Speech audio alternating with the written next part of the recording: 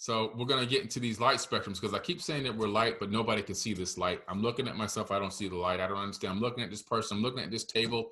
I'm looking at my computer screen. It looks like a computer screen. It doesn't look like light.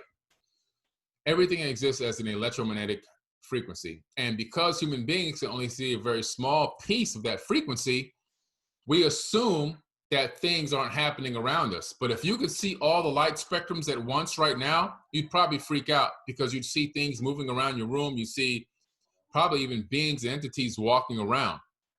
So the word of the week is electromagnetic spectrum. We're going to talk about this for a minute. The electromagnetic spectrum describes all wavelengths of light, both seen and unseen. What did Nikola Tesla say? What did Nikola Tesla say at the beginning of this workshop? We have to just start to understand the unseen. That's where the secret to advancing ourselves is. It's in the unseen. We will advance in all years of sciences combined. Light is a wave of alternating electric and magnetic fields. The propagation of light isn't much different than waves crossing an ocean. What did I just tell you guys? What did I just tell you about riding that wave? Okay, a wave of potentials. We need to be on top of the wave crest, not underneath it, having it crash over us.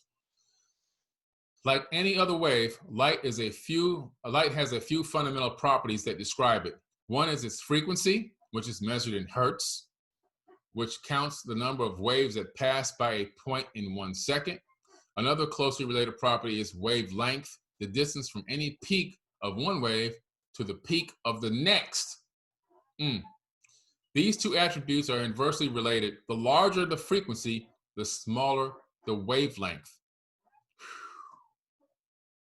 Some of you may have heard me talk on Black Magic's podcast, live video podcast before, or other lectures that I've talked about, where I'm talking about DNA resonating frequency and how a human being, based off of where you are consciously, if you're in a low frequency mindset, weakness, hoping, begging, sorrow, fear, those low frequency mindsets creates a much slower and more broad range of oscillations that vibrate across your DNA strands.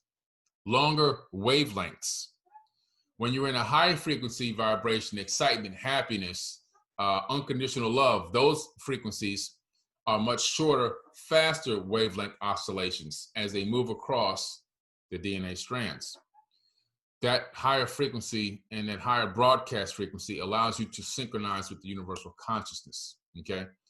This is why this is so important, getting into understanding the wavelengths that exist and what it takes to be operating at a high frequency mindset so that you can have high frequency oscillations in your DNA, which link you to the closer to real-time discernment and the full power potential in the human avatar body.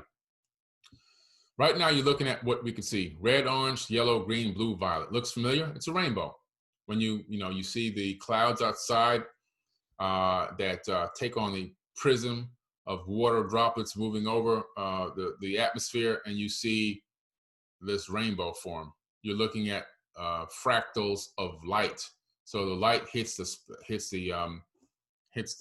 prism, and then light waves are sent off in specific directions, separating them from that combination so that you can see each individual light for itself.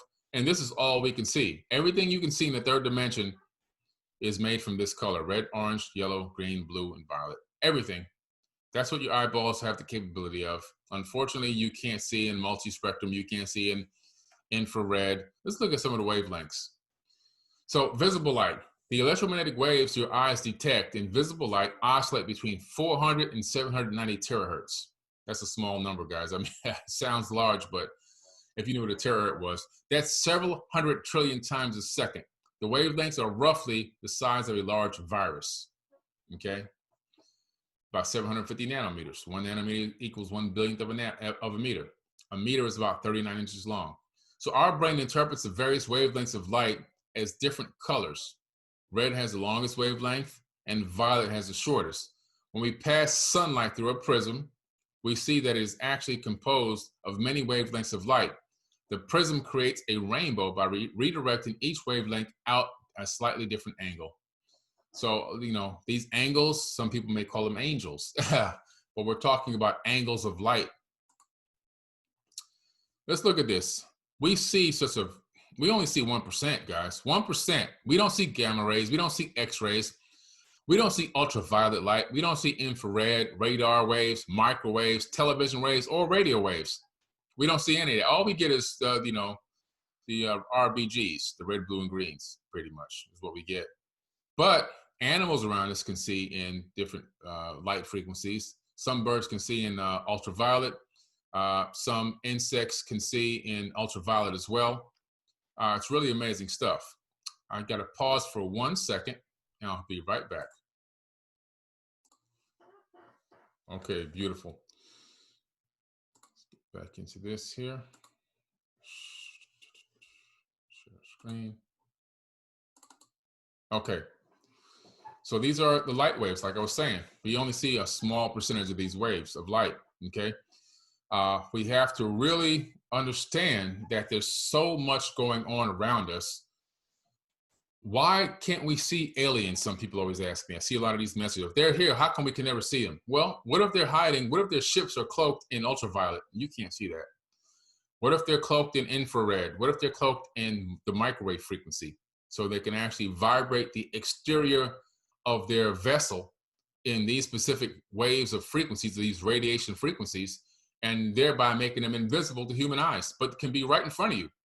What if they're wearing a cloaked suit that cloaks in ultraviolet, that cloaks in infrared, radar wave level cloaking technology, and they can walk right around you, right by you, right through you? You wouldn't even be able to see these people, these beings. The technology is so advanced. We're not even a type 0 civilization yet.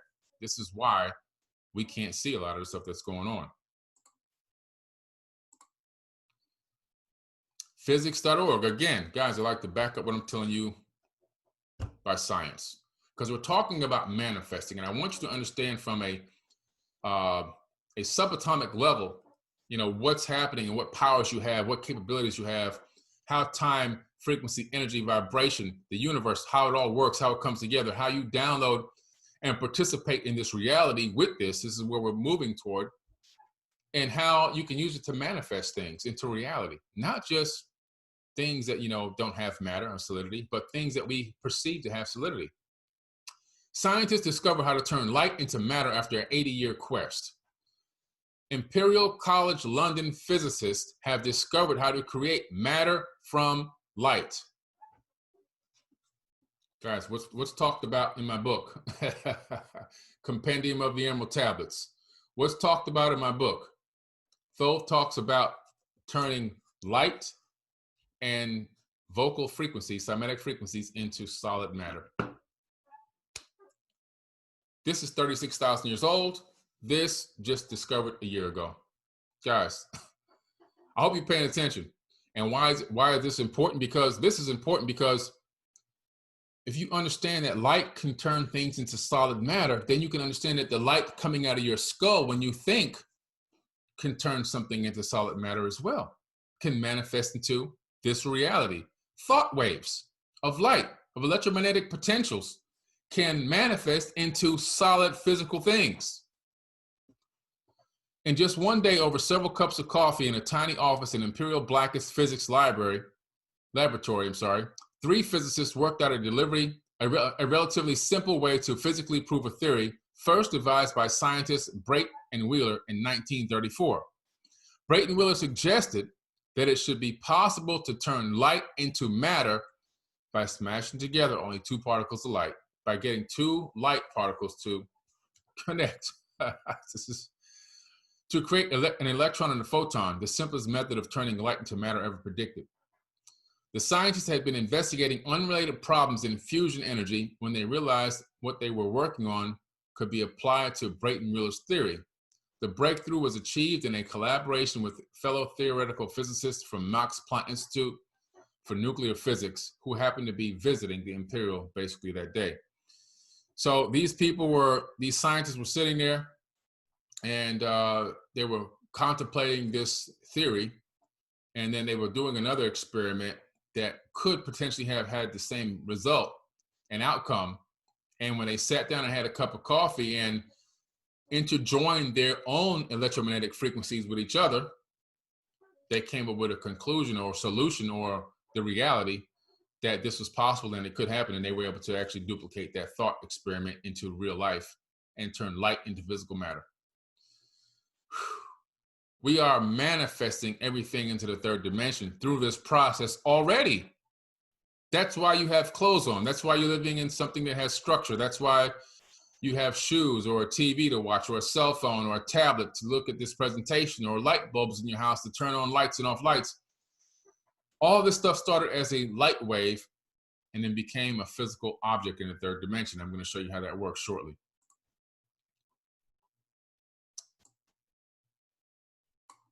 Contemporary science tells us that the universe is made up of energy, matter, and light. I talked about this before earlier, this Emerald Tablet press release. So I'm going back to this to show you what I'm, just to reiterate. So I talked to you about this earlier, this alchemically converting light into things. And I'm just bringing this screen back up, this slide back up so that you can see it again and realize, oh, wow, this is what he was talking about at the very beginning of this workshop. We're talking about alchemically converting light into other things. How does this work? Okay. I have in my hand here a remote control for a TV. Okay. Now, this remote control for this TV started off as an electromagnetic wave of light. How? How is that possible? What do you mean it started off as a wave of light? Well, in a person's mind, they thought about this particular remote control. In their mind, it floated around in this sea of light frequencies that exist.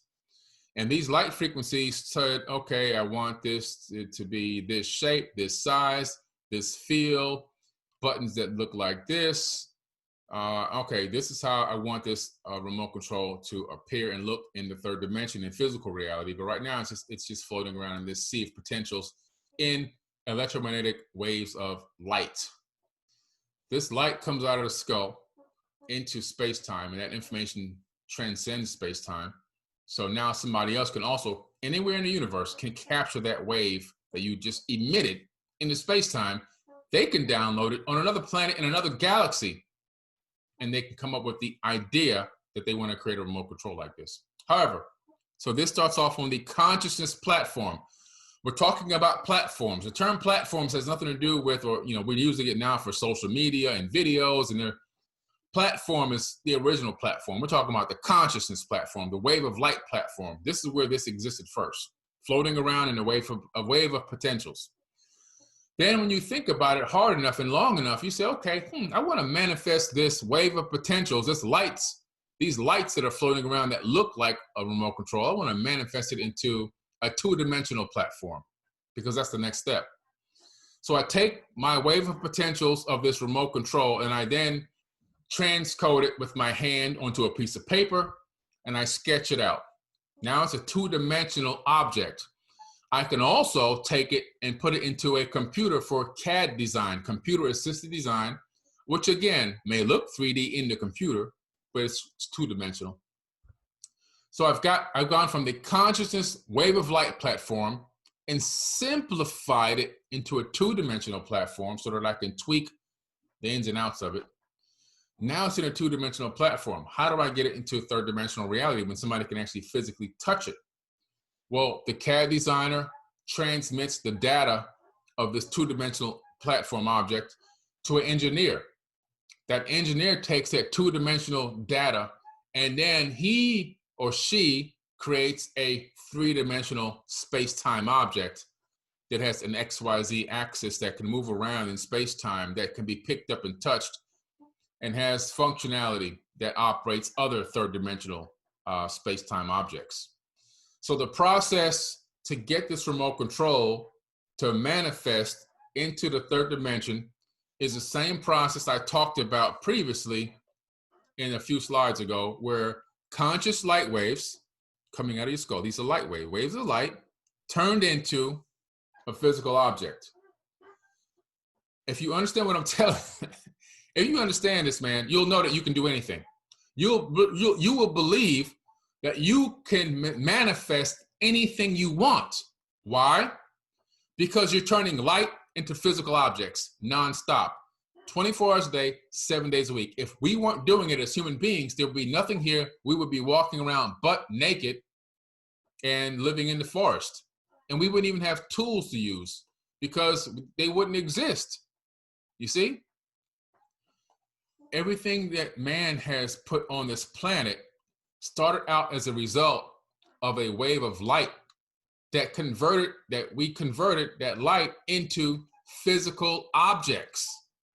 You wouldn't even have a car if you have a car. You wouldn't be able to get on a bus or a train if this process wasn't working all the time. We are already converting light to matter. Already. And it's just a matter of now being aware that you can convert light to matter. Being aware that you can manifest things into your reality tunnel that you want to exist. And understanding the process I've been teaching you from the beginning of this workshop till now. It's a process of understanding why 3 times 3 is 9, why 2 times 2 is 4. You know, understanding how that works and why to get to the end result, which is manifestation. Because then you can begin to manifest things into your reality that you're looking to manifest. On call. Right now you're doing it and you're a participant with it unknowingly that it's happening. What happens now with this new knowledge and information that you're now learning and studying and you're going to research? Now that you're not just a unwilling participant that's just unconsciously participating, but actually a conscious participant in the outcomes, closer to a real true discernment of the true real time, and able to actively make decisions up to 7 seconds ahead of everybody else in the room. You're living in closer to real time. To them, from their perspective, you're futuristic. You see things coming before they happen. You're aware of what's going to happen before it occurs. You're living at you're pulling down information, and from their perspective at a faster rate. You already know what the next move should be before they can figure out what's going on. This is what this is the power of this, and this is what I utilize in my business life. People have specific skills and talents that they're really well versed at and can apply things to. For me, these techniques I was able to apply to business. Okay. I got to pause for one quick second. Okay, I just had to fix something real quick. Go share screen again. Okay, so hopefully you're beginning to understand and see exactly what I've been trying to tell you from the beginning of this. It's the part that makes you become good at understanding how to resynchronize your brain-heart coherence emotionally. Keep yourself on the right frequency and vibration on a genetic and DNA level, and then how to utilize that higher level frequency to access and tap into your true manifestation power, utilizing the stream of consciousness that's coming into you ahead of what we perceive as real time, and discerning it and having the capability and the understanding of how to manipulate and use it, alchemically convert it into what you need to manifest into your life.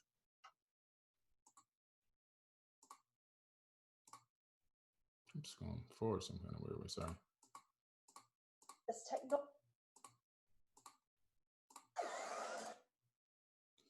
As above, so below. So you see how we learn that the digital world, or the hard-coded matrix, ties in and taps into the non-physical, the spiritual world as well. And this is, to me, a very good representation of that and how it works. It's really amazing to see. You see here a flower of life connecting the two realms together. And the world of science and the world of spirituality actually shouldn't be apart. They should actually go together. The reason why we're suffering and not tapping into our full potential is because we're not understanding the physics and the science behind the spirituality.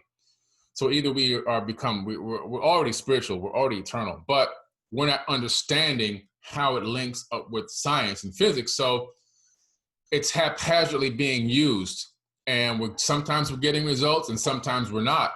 And when you understand the science behind it, you can then increase your consistency of the outcome that you're looking for.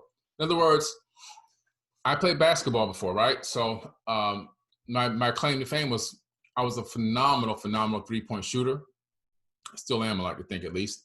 And also a great free throw shooter as well. My free throw percentage was 90%, pretty good.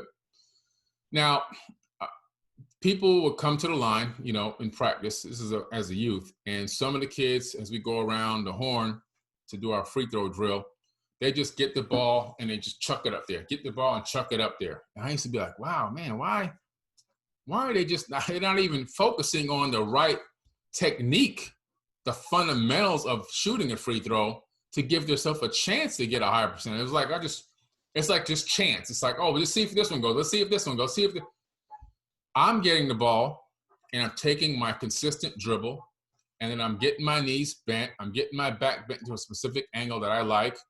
I'm getting my elbow tucked in. I'm getting the elbow aimed directly at the rim. I'm getting my hand perched back. The ball is sitting on my fingertips, and the other hand is just a guide, and I'm reaching up over, and I'm reaching into the cookie jar, and I'm giving myself a full extension and a chance, based off of all of that, a better chance to make that free throw, because I'm utilizing and understanding the fundamentals and the process that it takes to get to a higher percentage of the free throw, the ball going through the net, versus other people that are just chucking the ball up and hoping that by chance it goes in most of the time. You see what I'm trying to say? This is where we have to get to. This is the level of consciousness that we have to get to and understand. In the manifestation process, there's a whole thing that needs to occur when you're trying to manifest things into reality. The first thing is you have to be specific about what you're trying to manifest. You can't just haphazardly say, I want this, and that's enough. And that because I just said I want this, it should just pop up. That's not how it happens. Okay, so let's take an example. Let's take an example would be a house.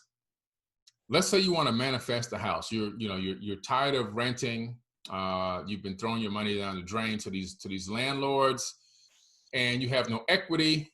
And in a time like COVID-19, where some people had equity in their houses and they were out of work, they were able to get HELOC loans against their equity in their property, and they were able to sustain themselves even without income because they were able to take money out of their property and utilize that for survival. Okay. It would have been a great time to have that equity. So, you're saying, I want to be better prepared for the future, for next time. I want something that I can leave to my kids in case I pass away, and so forth and so on, that they can live in, and whatever it is. Now, you have to know what kind of house you want to manifest. You have to know everything about this house. So that means that you've got to do a few things. You can't just say, I want a house. Or I want a 4-bedroom house. That's it. I want a 4, and it needs to manifest. It doesn't work that way. Here's the process, guys. Here's the advanced manifestation technique. The first thing is coming to the realization that you want a house, right? Now you've got to visualize in your mind. You got to create light waves of the house that you want to manifest. You already have a pretty good idea. Everybody has their style and their taste to what they like. Some people like modern. Some people like Mediterranean style. Some people, like contemporary style homes. There's various different styles of houses out there. You're going to have to pick the one, or the one that, resonates with you the most. You start envisioning these in your mind consciously. You're envisioning these properties that you like. You haven't seen one yet, but in terms of going to visit one, but you've already envisioned the style, the look. I like these kind of kitchens. I like these kind of doors. I like this kind of elevation, or this type of trim on the inside and outside. I like this size yard. I don't like yards too much. I don't really care. I like 2-car garage. I like a 1-car garage. I don't even need a garage. It depends on all about you. Okay. Now you're now creating these electromagnetic waves of light that are resonating and going out into space-time and synchronizing with the universal consciousness. So you have to be operating at a high frequency when you're trying to manifest. You need to be in a mindset of unconditional love. That's for every being in the universe, not just one race of people, not just one specific group of people, for all entities. All entities, forget people, for all entities in the entire universe, resonating at an unconditional love. And what does that mean? You have the capability of blessing every being in the universe. The power for you to bless every being in the universe is inside of you. The power for you to have compassion and empathy for living animals and different species of insects is inside of you. Prime example, you might see some kind of bug in your house. Okay, you might have opened the door and a bug might have flew in. Instead of chasing it down with a broom, trying to destroy it and kill it and smash it, taking a shoe and trying to smash its guts out, how about you take that same energy and have empathy and try to capture it in a cup and then let it free outside, back to do its thing again. That's what I'm talking about. That's a high resonating frequency vibration. That's a level of unconditional love that most people can't tap into. You're resonating with that. You're operating at that level. You're having empathy for everyone. Even if somebody has wronged you, it doesn't mean you're hanging out with them and being best buddies with them, but you can bless them and keep your distance. You can bless them and pray that they come to a realization of what they're lacking in their life and find the improvement. You can even command it. I command that these people at some point in their time wake up to their true calling and wake up to their true potential and realize who they truly are. You can even call that out verbally. Those are all putting you in such a high frequency mindset. You're walking with power. You're imbued with power. You know the power and the energy that's inside of your body. You understand the light frequencies and the DNA resonant frequencies. And now you're thinking about this house and you're speaking it. I command that I obtain a new house. I command that I obtain a new house. You're not going to beg and pray for this house like in a way where you're hoping and wishing, oh, please, I need a house and I just want to get this house. And if I get this house, I'll be good. And garbage, pure garbage, guys. That kind of praying and begging and hoping and wishing is a waste of energy, and it's a low frequency and low vibration. Because if I put that same cap that you saw in an earlier video on your head and connect it to a computer, I would find out that you were operating at a low frequency when you were in a begging, pleading mode versus being in a I command mode. And it doesn't mean it's ego. It means you understand the divine energy and spark that's already in your body, and you are an aspect of that main one consciousness, and the energy and the power that created this entire universe is inside of your body. And now you are literally commanding things into existence, into your reality tunnel. It's power. It's not ego. It's power. It's understanding this is what you're here to do. Like the Bible says, if they read it, ye are gods. And we're supposed to do greater things than Yeshua did. He said it himself. You guys are supposed to do way bigger things than me. I'm just, a template, basically. We're not living up to that potential, but now everybody on this will. You'll understand the power that you operate and you walk in. And you're going to think about this house. You're going to be in unconditional love mindset. You're going to be focused on positivity. You're going to be saying positive affirmations every single day. You're going to be focusing on this object. In this case, it's a house. It could be anything. It could be anything physical or non-physical. But in this case, we're talking about a house. What happens next is you start looking at houses in the two-dimensional. Remember I told you, the consciousness platform is light waves. Then it goes to two-dimensional. So what do? The next level is to look at houses on paper or in a magazine or on a computer. That's two-dimensional. So now you're surfing the two-dimensional platform, looking for something that tickles your fancy, that makes you feel like, oh yeah, I need to see this house. I want to see this house. So you get yourself a realtor, and or you may be one already. And now you're going to look at some of these two-dimensional platform houses in the third dimension. Eventually, looking at enough two-dimensional houses in the third dimension, you're going to find one that you really like. It just, something inside of you resonates with that house so much. It's like, I don't care if it's even a little extra. I just got to have this property, right? So now you may not have the money yet for that. But because you're going to go into your manifestation meditation, you're going to go into your Merkaba light meditation. We're going to talk about that in the next part. You're going to meditate. You're going to sit. You're going to meditate. You don't have to even be in the lotus position. You don't have to be in a meditation room. You can be in your shower. You can be in your kitchen. You can be on your couch. You can be sitting in a chair. You're focusing on the meditation of the house, but you're meditating on it in a way that's totally different than what people think of meditating. In this meditation, it's almost like a daydream in a way where you're physically, now that you know the one you want, you're actually living in the house. So your meditation now at this point isn't hoping and wishing. Your meditation is, I own it. I own this house. You're in the house. You're envisioning yourself coming home from a hard day's work, pulling up to the house, going inside, taking off your shoes, washing your hands. Nowadays, taking your mask off and throwing it in the trash or throwing it in the washing machine, depending on what kind of mask you have, and sitting on the couch and taking a deep breath, maybe going to the kitchen to get some food ready, whatever it is. But you're living in this house. This is in your meditation. You already own this. You might even have a housewarming party in your meditation. This is how powerful this is, and your thoughts are. You already claimed it. You already own it. And now you're walking around speaking it consistently, creating cymatic frequencies, which we're going to go over shortly. These cymatic frequencies are now also emanating through space-time, helping to collapse these two-dimensional platform objects into three-dimensional reality for you, okay? 1 second.